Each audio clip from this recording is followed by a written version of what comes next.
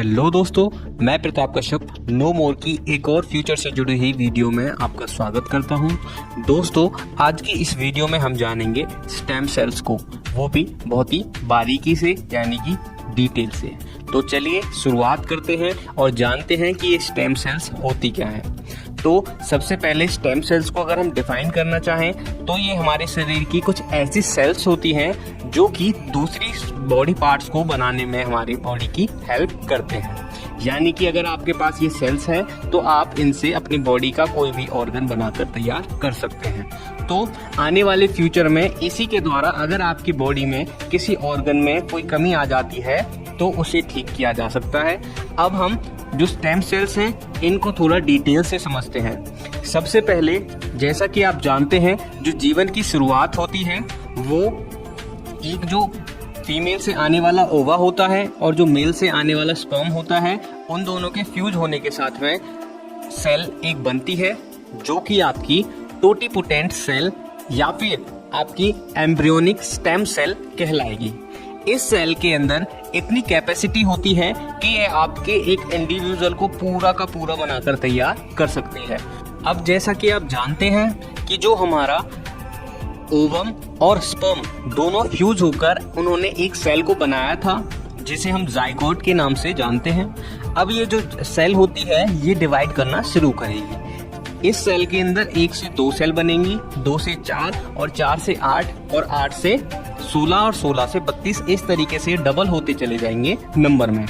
और इसको जैसे ही ये नंबर में बढ़ने लगेंगे, इसके अंदर से जो साइंटिस्ट होते हैं इंजेक्शन के थ्रू, जो माइक्रो इंजेक्शन होता है उससे जो सेल के अंदर की और छोटी सेल्स बन रही हैं इनको निकाल लिया जाता है और उन सेल्स को कल्चर किया जाता है ताकि उनसे दूसरी टाइप की बॉडी की हमारी जो सेल्स हैं वो बन सकें।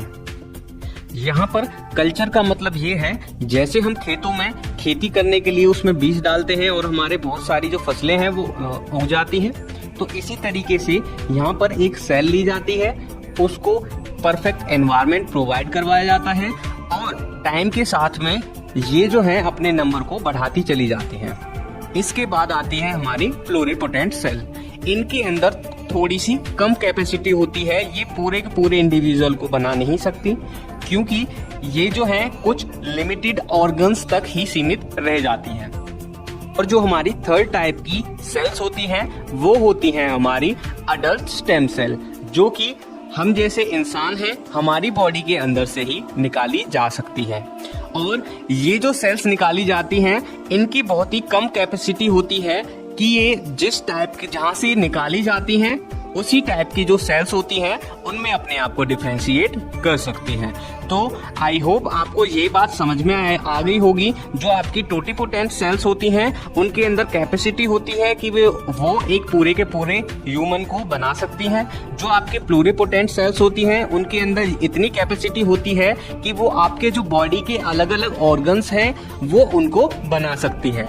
इसके अलावा जो आपकी अडल्ट स्टेम सेल्स होती हैं उनके अंदर केवल इतनी ही कैपेसिटी होती है कि जिस हिस्से से उन्हें निकाला जाता है वो केवल उसी हिस्से की जो सेल्स हैं उन्हें डेवलप कर सकती हैं। अब जो हमारी सबसे ज्यादा इम्पोर्टेंट टोटिपोटेंट सेल्स हैं इनका कल्चर किया जाता है।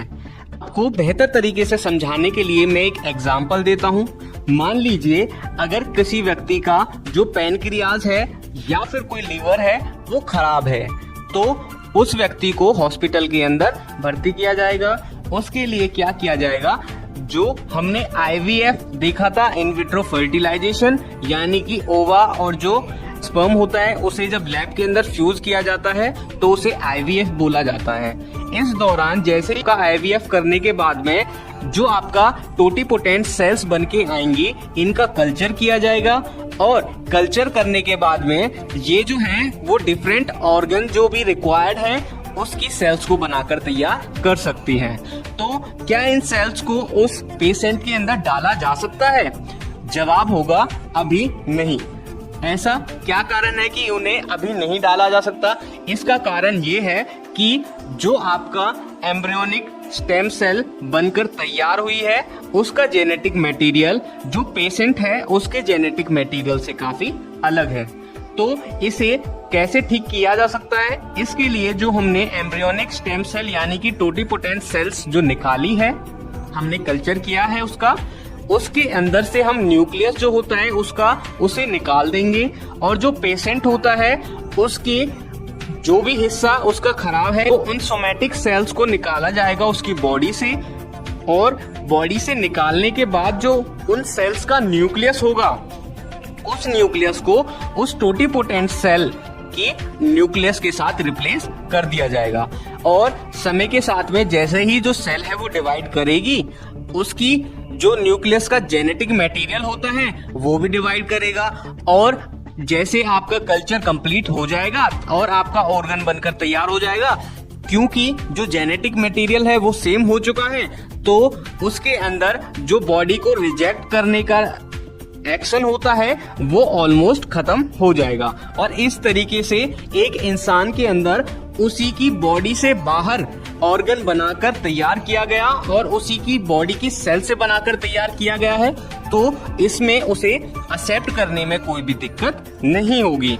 आई होप आपको ये जो कॉम्प्लेक्स चीजें हैं ये समझ में आ गई होंगी। अगर आपने अभी तक चैनल को सब्सक्राइब नहीं किया है तो सब्सक्राइब कर लीजिए, आपको हमारे चैनल पर ऐसी ही नॉलेज से जुड़ी हुई वीडियोस मिलती रहेंगी।